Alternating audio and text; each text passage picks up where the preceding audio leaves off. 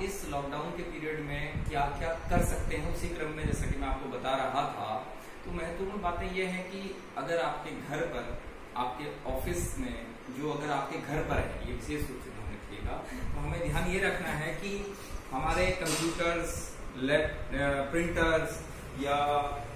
UPS वगैरह में कोई लाइन सप्लाई वगैरह चालू तो नहीं है, आप ये देख लें, क्योंकि इसे बंद कर दें, इसका विशेष रूप से ध्यान रखें। और ये स्विचेज आपके ऑन नहीं रहने चाहिए, ये सारे आप ऑफ रखें, इससे आप बिजली की बचत कर सकते हैं।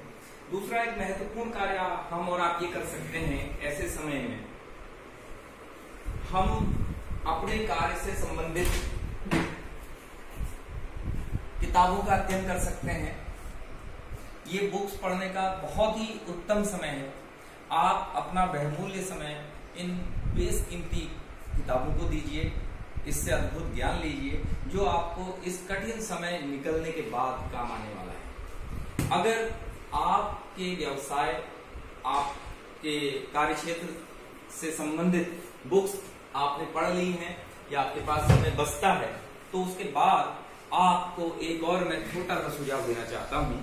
कि आप अपने अपने श्रद्धा से आप इन पुस्तकों का भी अध्ययन करिए, क्योंकि ये वो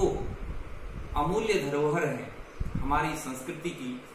जिनका अध्ययन करने का समय सामान्यतः हमारे परिवारों को और हमें नहीं मिला या हमें ऐसी प्रेरणा ही नहीं दी गई। तो आज वो समय ऊपर वाले ने हमें दिया है कि हम इन बहुमूल्य धरोहरों का